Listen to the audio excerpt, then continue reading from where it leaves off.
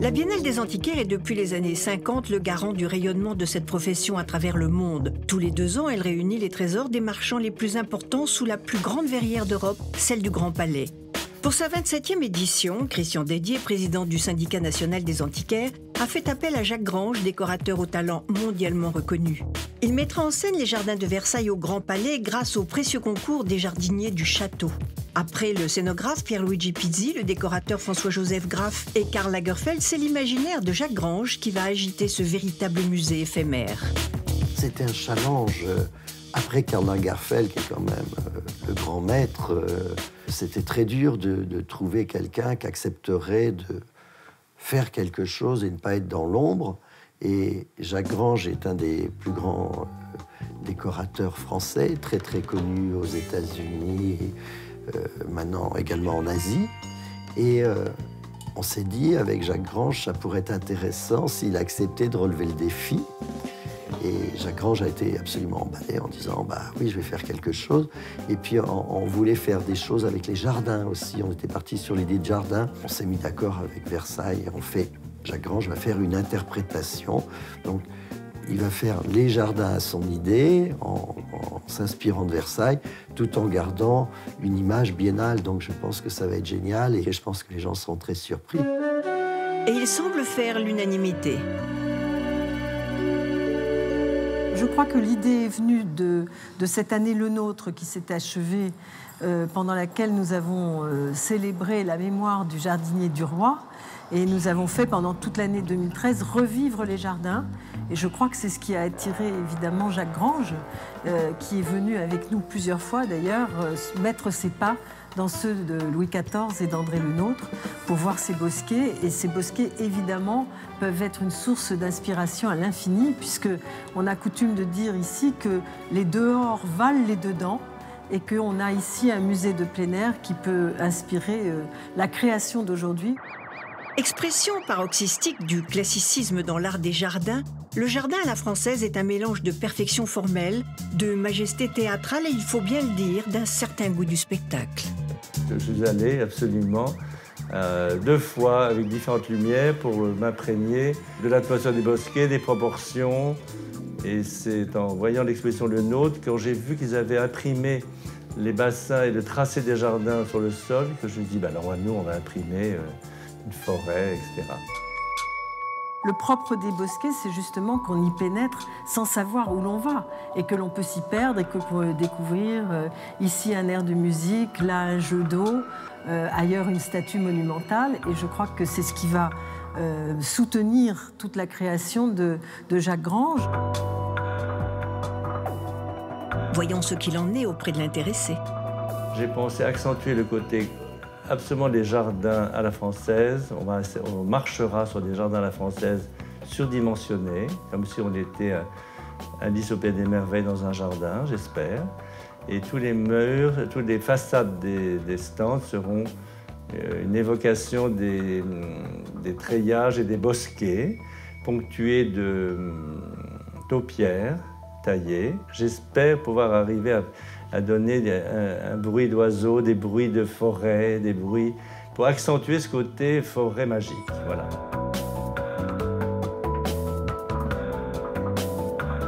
Au fond, le sol, c'est une forêt sur laquelle s'imprimera les grands dessins d'arabesque de jardin à la française. On rentrera sur 3 bassins et des taupières. Ça sera le premier choc. Je pense que par l'interprétation d'aujourd'hui de ce que je vais faire, ça ne va pas donner un côté classique, mais un côté contemporain, comme une mise en scène de théâtre contemporaine. Je crois que la Biennale des Antiquaires a voulu honorer les visiteurs du monde entier en les conviant à un premier dîner de gala ici, qui se tiendra à l'Orangerie. Et ce dîner de gala réunira nos plus grands chefs pour montrer ce qu'est la gastronomie française et ce qu'est aussi la manière de servir à la française, ici même, là où tout a commencé, on peut dire, à Versailles. 2 chefs-d'œuvre de l'architecture française se répondront par l'intermédiaire d'un jardin dans un fol anachronisme.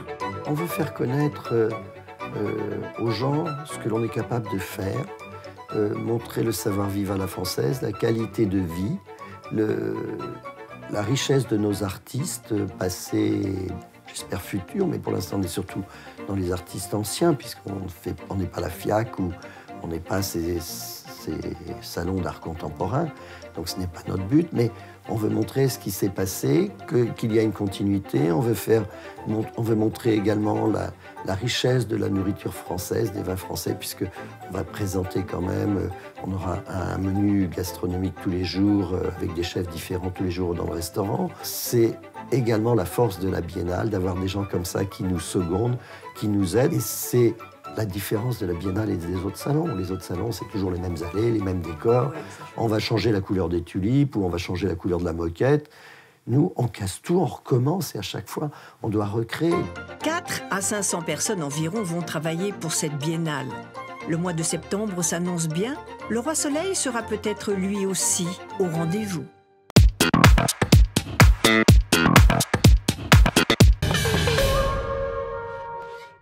C'est la 27e biennale. C'est la 27e biennale. De quand à quand?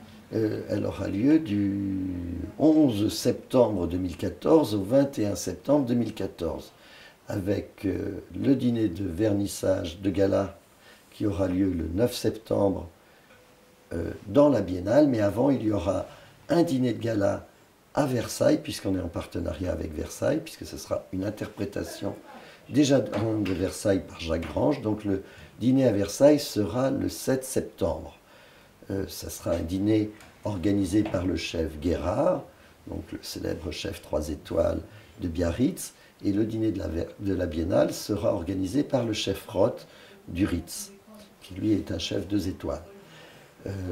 Le vernissage aura lieu, comme d'habitude, le 10 septembre, avec environ 9000 personnes invitées, et la plus belle gastronomie française également pendant le vernissage.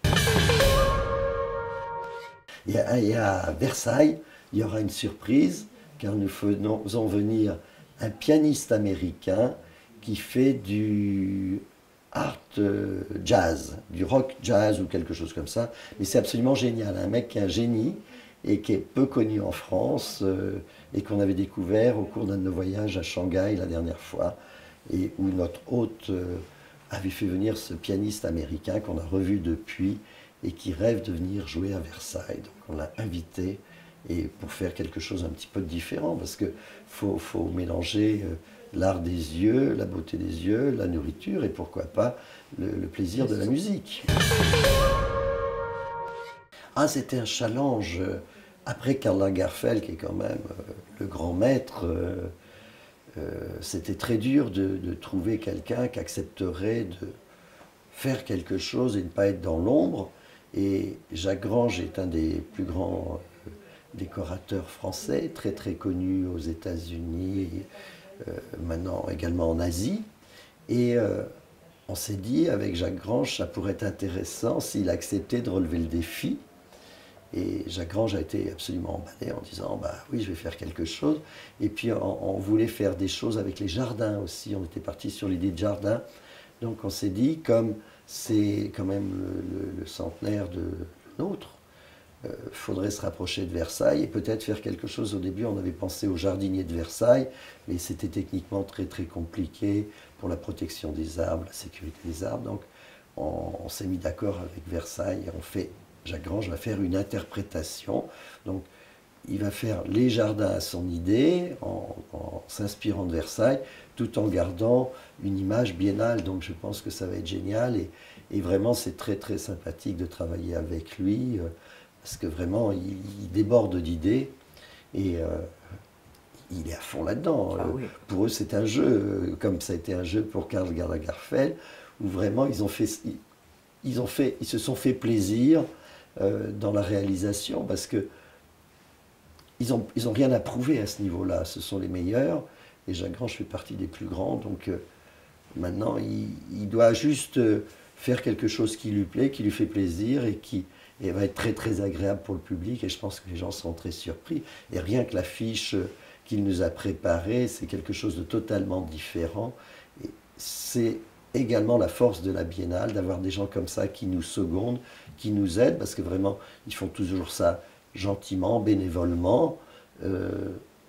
Et c'est la différence de la Biennale et des autres salons. Les autres salons, c'est toujours les mêmes allées, les mêmes décors. Oui, ça change. On va changer la couleur des tulipes ou on va changer la couleur de la moquette. Nous, on casse tout, on recommence et à chaque fois, on doit recréer. Donc ça veut dire que au niveau des exposants, c'est terrible parce qu'ils ne retrouvent pas leurs habitudes. Donc à chaque fois, c'est la guerre parce que chacun veut retrouver un stand bien placé, mais à chaque fois, on déplace tout le monde, donc ils ne sont pas contents. On veut faire connaître aux gens ce que l'on est capable de faire, montrer le savoir-vivre à la française, la qualité de vie, la richesse de nos artistes, passés, j'espère futurs, mais pour l'instant on est surtout dans les artistes anciens, puisqu'on n'est pas la FIAC ou on n'est pas ces salons d'art contemporain, donc ce n'est pas notre but, mais on veut montrer ce qui s'est passé, qu'il y a une continuité, on veut montrer également la richesse de la nourriture française, des vins français, puisque on va présenter quand même, on aura un menu gastronomique tous les jours, avec des chefs différents tous les jours dans le restaurant, il y aura des grands vins servis, il y aura le luxe avec la joaillerie, et de plus en plus, on voit que la joaillerie a une importance au niveau mondial, et surtout, les grands joailliers ont estimé que c'est le meilleur lieu au monde pour eux, pour faire leur promotion, c'était la Biennale. Donc, tout ça fait que les gens, aujourd'hui, avec toute l'information qu'on a, on en a beaucoup et en même temps, on en a trop, parce qu'on est harcelé de mails, de save the date, de choses comme ça, de SMS, des choses, et on s'est dit, si on envoie la même chose à tout le monde, les gens ne vont pas regarder ou n'auront pas le temps ou vont oublier. Si on se déplace dans les pays et on voit le résultat cette année qui est beaucoup plus important que l'année dernière, on a eu beaucoup plus de monde dans les cocktails, dans les ambassades ou dans les consulats français, puisqu'on est aidé quand même par les équipes des ambassades et des consulats qui nous accueillent à chaque fois et invitent beaucoup de gens locaux.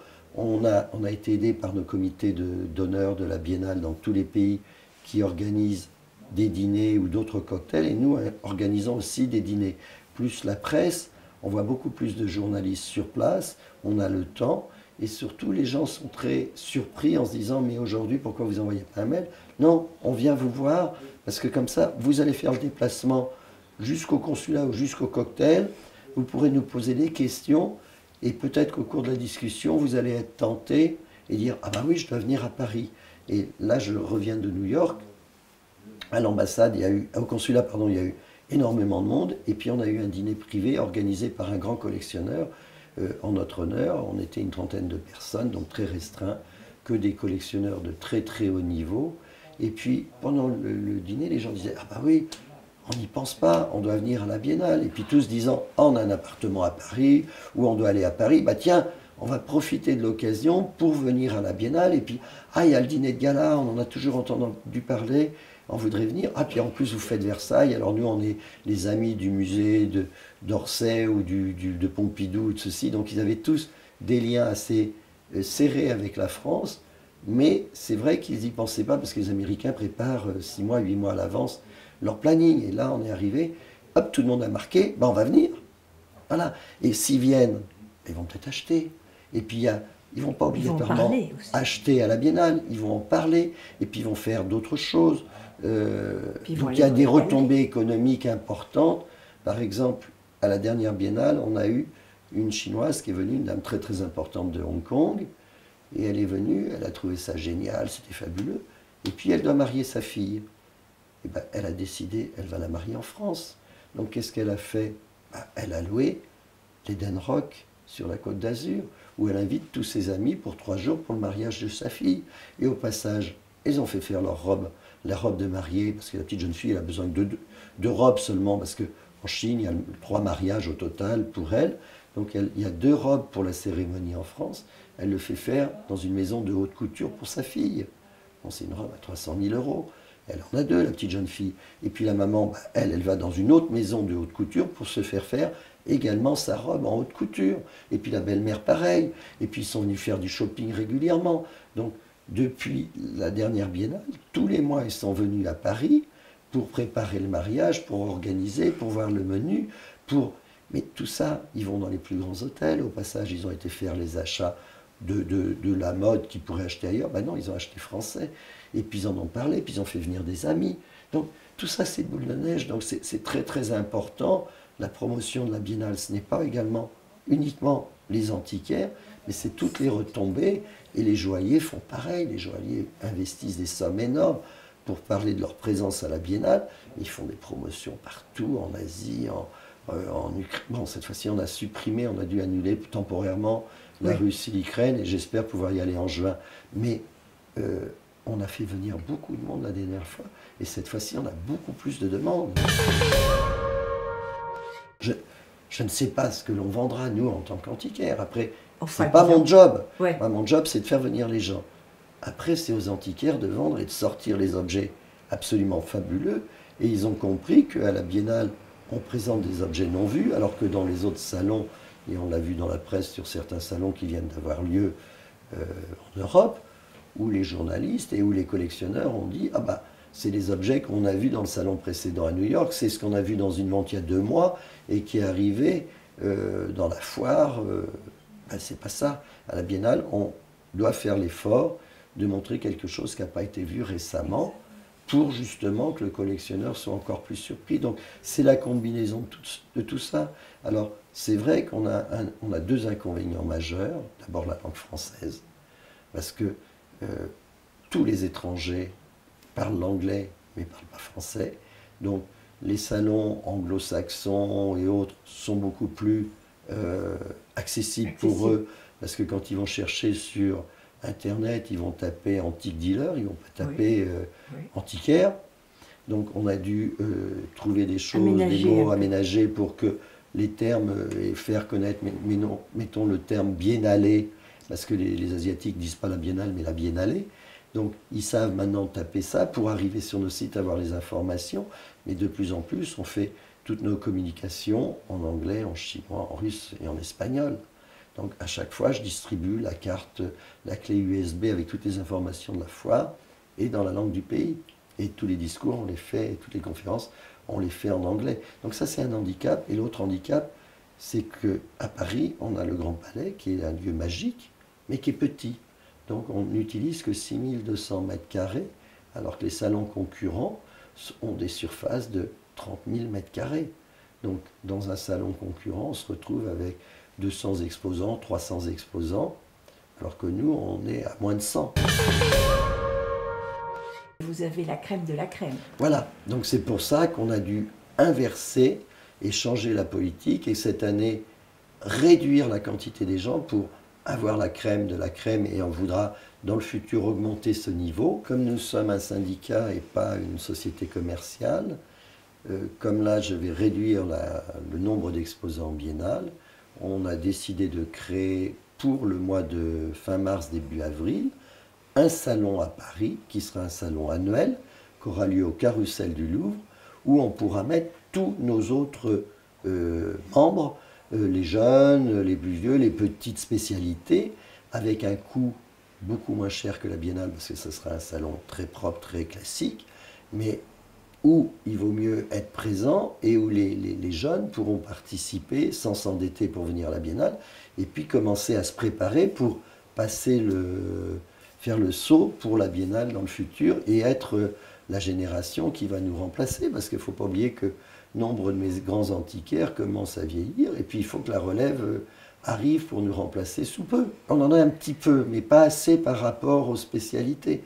Donc il faut qu'il y en ait un peu plus, et ça peut les stimuler dans un salon comme ça, qui sera un salon annuel, donc ça sera complètement différent, et on a pris les leçons du salon du collectionneur qu'on avait fait, où il était les années non biennales, au même lieu. Donc là on a dit, la biennale c'est tous les 2 ans, c'est au Grand Palais, le nouveau salon sera annuel, au Carrousel du Louvre, à une date totalement différente, beaucoup plus restreint en temps, 5 jours, très bon marché, et avec une très belle promotion également. Bon, je ne ferai pas le tour du monde pour le salon au départ, mais comme je vais le faire pour la Biennale, je parlerai de ce salon également, et beaucoup de gens seront informés, donc il y aura quand même quelque chose, et ça pourra être le vivier de nos futurs marchands. Qu'est-ce que c'est la Chine pour vous? Qu'est-ce que cette culture que vous connaissez de A à Z et même entre les lettres, en dessous et au-dessus et dans toutes les langues, qu'est-ce que ça représente exactement cette culture-là pour vous?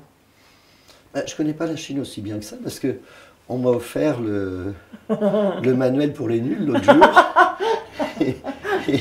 et j'ai appris des choses dedans parce qu'il y avait des choses au niveau de petits éléments qu'on ne connaissait pas qui sont très marrants. Non, pour moi, la Chine, c'est un pays qui a une histoire fabuleuse, puisqu'ils ont 8000 ans d'histoire, de culture et autres. Le problème, c'est que j'arrive à un stade de connaissance où je me dis, finalement, je ne les connais pas. Parce que la nouvelle génération n'a pas la même réaction que la Chine traditionnelle, peut-être parce qu'ils sont passés par une révolution et un parti communiste et une période communiste. Donc, tout à coup, ils étaient très fermés. Maintenant, ils arrivent, ils découvrent le capitalisme à la chinoise. Donc, ça va dans tous les sens. Il y a beaucoup d'argent. Il y a des déséquilibres dans le pays, mais il y a beaucoup d'argent, beaucoup de gens qui s'intéressent à leur culture. Alors, ils sont beaucoup au début en disant on achète un peu tout ce qui est chinois, on l'achète. Et maintenant, depuis un certain temps, on s'aperçoit que certains collectionneurs commencent à sélectionner la qualité, à se faire conseiller, parce que quand on arrive sur un marché, on est tout beau, tout neuf, on achète un petit peu n'importe quoi, on écoute n'importe qui, on fait des boulettes. Mais c'est le rôle de tous les pays qui sont sortis, ou comme nous, quand on a acheté, quand les Français ont découvert la Chine au siècle dernier, ils ont acheté plein de trucs et beaucoup d'objets qui sont médiocres. Donc maintenant, ils commencent à sélectionner. Il y a un certain ego de rapatrier son patrimoine, ce qui est normal. Ils commencent à vouloir faire des musées privés, alors plus ou moins de bon niveau. L'inconvénient majeur actuellement, c'est qu'il n'y a pas de législation en Chine sur la garantie comme on a en Europe, où un antiquaire européen, et spécialement français, doit garantir un laps de temps de 25 ans l'authenticité, la condition et autres. Là-bas, c'est un petit peu, on en est au début, donc tout ça, ça va s'organiser, ça va prendre 3, 4 ans, 5 ans, parce que ça va très très vite, ça va beaucoup plus vite en Chine que partout ailleurs. La seule chose qui nous surprend, c'est, même moi professionnel, c'est la puissance financière qu'ils ont, parce que tout bêtement, l'autre jour j'étais à Nankin chez un collectionneur, et puis on était ébloui de la quantité d'objets et de la puissance financière de ce monsieur qui nous disait, moi je ne travaille que sur Nankin. Et puis on lui a dit, mais Nankin, il y a combien d'habitants? Il y a 10 millions d'habitants. Et Nankin, c'est un petit peu Poitiers, si on compare à l'échelon français. Mais eux, c'est 10 millions. Pékin, c'est 28 millions. Donc vous prenez 3 villes chinoises, c'est la capacité, c'est la France. Donc quand ces industriels commencent à vendre sur toute la Chine, un de mes amis qui importe en Chine des téléphones portables, quand nous on ne franchit pas, je vais dire une bêtise, on vend 1 million de téléphones. Oui. Lui, ce Chinois, il va peut-être vendre 10 ou 20 millions de téléphones.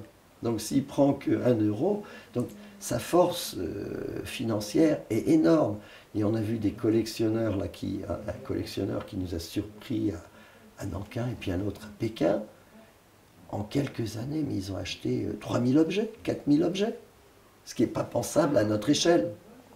Donc on est dans un monde totalement différent, complètement fascinant, mais on sent qu'ils ont besoin de notre aide parce qu'ils considèrent que notre expertise, entre guillemets, notre compétence, il y a plus de sérieux, il y a plus de choses que les antiquaires locaux qui vont penser à l'argent, alors qu'à un certain niveau chez nous, on va d'abord penser à l'objet, à choisir, et de temps en temps, on va dire au collectionneur, non, cet objet n'est pas assez beau pour vous par rapport à votre collection, tandis qu'en Chine, les antiquaires ils vont être là pour vendre beaucoup plus, et puis après, il y a des déséquilibres dans la collection.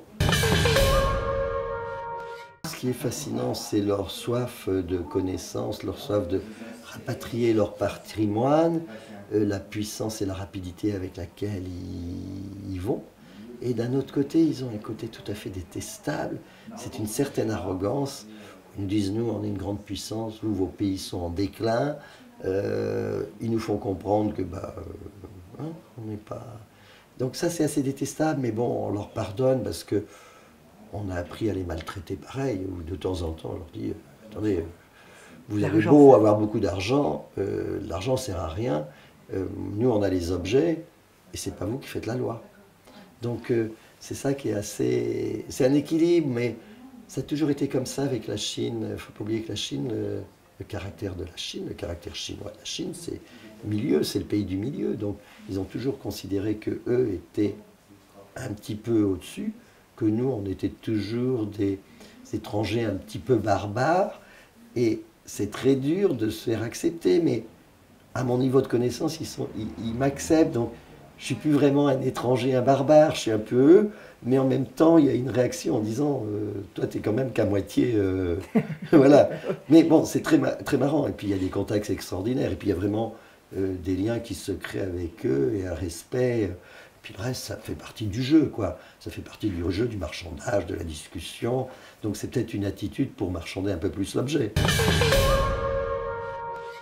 Oui, ils sont surpris. Étonnés ?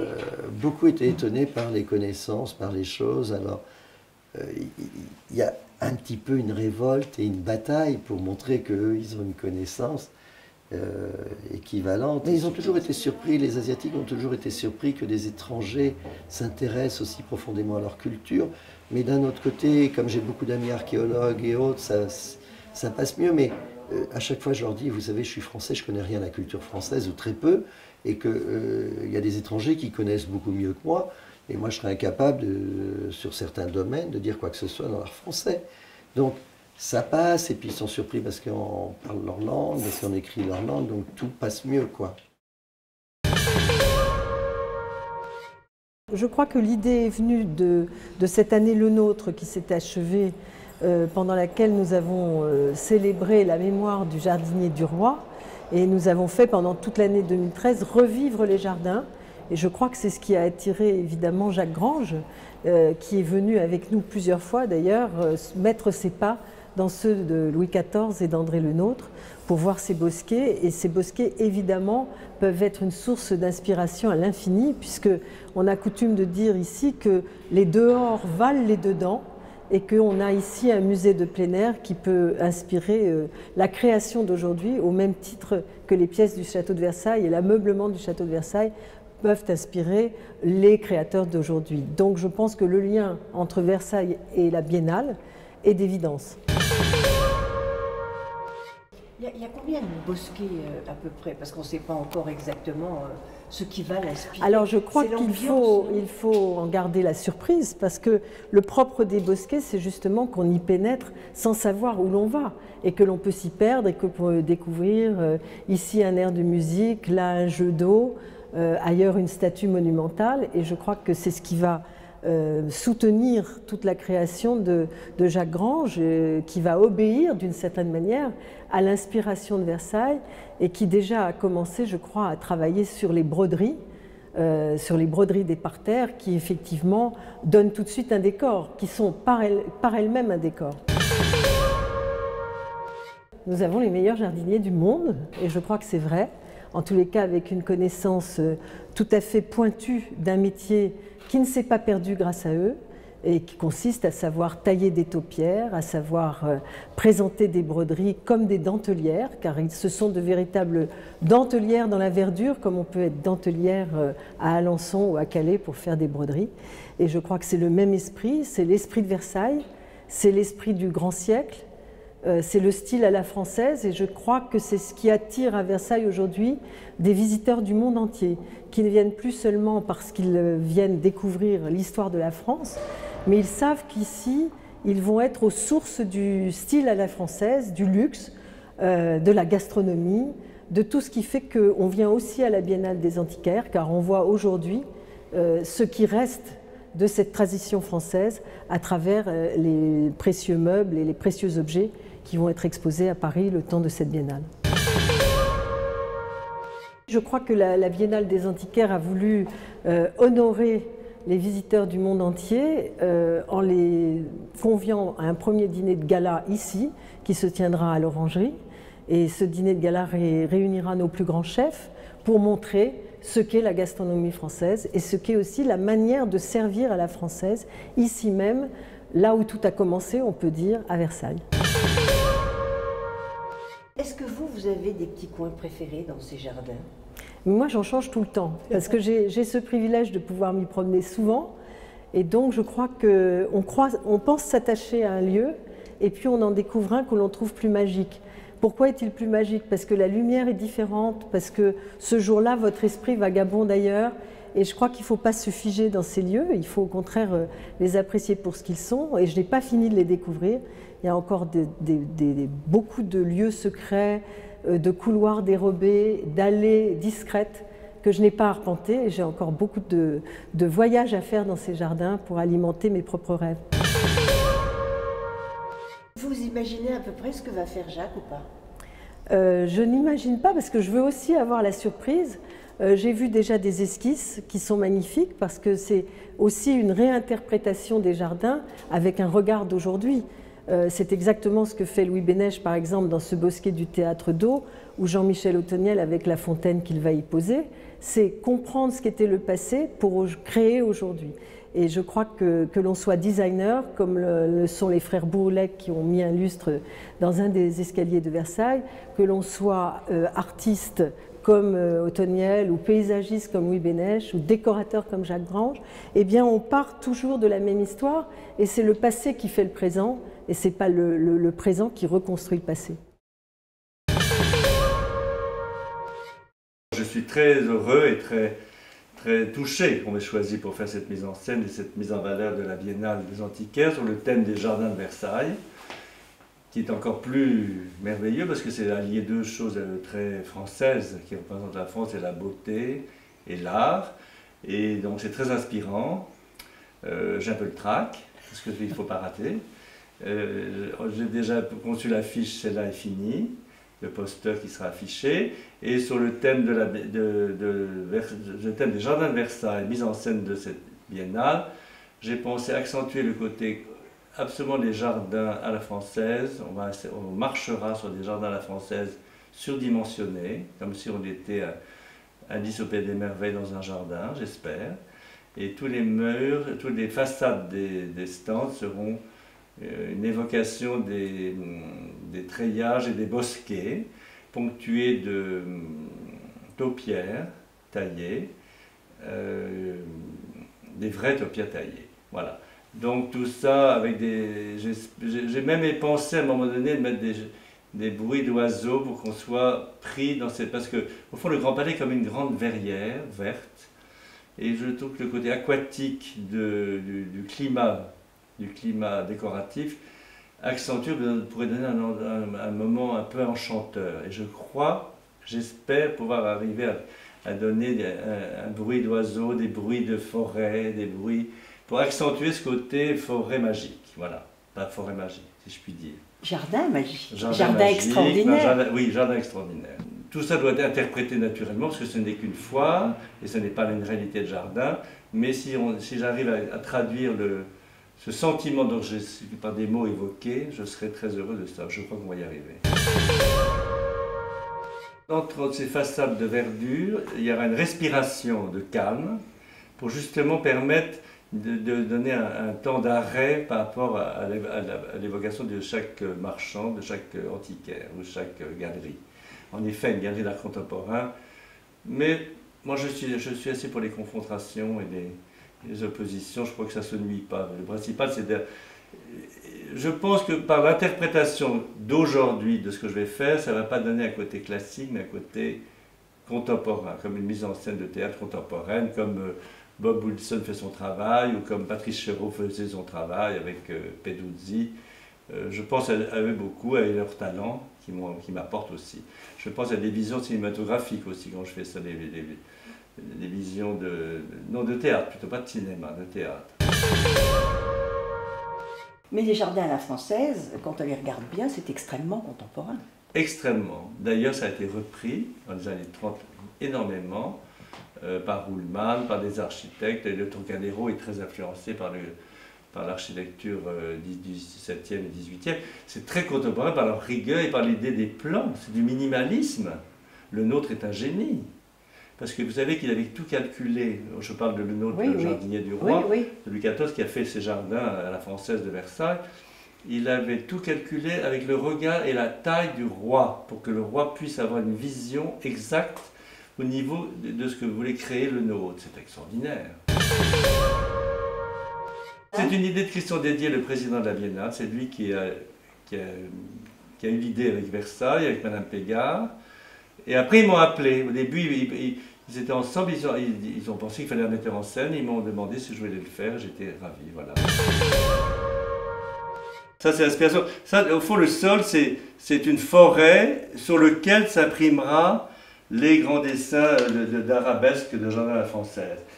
Ça, c'est parce que je voudrais arriver à faire ça. Il y aura des bassins. On rentrera sur trois bassins et des taupières. Ça sera le premier choc. Il y aura une perspective de cette allée magique sur un pavillon qui ne sera peut-être pas en treillage, qui sera le pavillon des bijoutiers. Je crois que c'est Cartier qui est au fond. Donc ça sera le premier impact. Il y aura deux places. Je ne pense pas qu'il y aura des sculptures parce qu'il faudrait que je fasse des sculptures abstraites ou carrément contemporaines pour ne pas rivaliser la marchandise des marchands. Ah oui, d'accord. C'est ça, je crois que je n'ai pas le droit. Parce que j'ai failli employer la reproduction des bassins de Neptune qui existent. Et le président de la Biennale, M. Didier, m'a dit non, on ne peut pas parce que ce n'est pas une antiquité, etc. Alors peut-être si l'antiquité me prête des objets, oui. Ah, d'accord. Ou des vases en céramique. Je suppose que vous avez arpenté en long, en large et en travers les jardins de Versailles. Absolument. Je suis allé absolument 2 fois avec différentes lumières pour m'imprégner de l'atmosphère du bosquet, des proportions, du sentiment de tout ça. Je suis allé voir l'exposition Le Nôtre, qui a encore lieu, je pense, aujourd'hui. Et c'est en voyant l'exposition Le Nôtre, quand j'ai vu qu'ils avaient imprimé les bassins et le tracé des jardins sur le sol, que je me suis dit, ben alors nous, on va imprimer une forêt, etc. Voilà.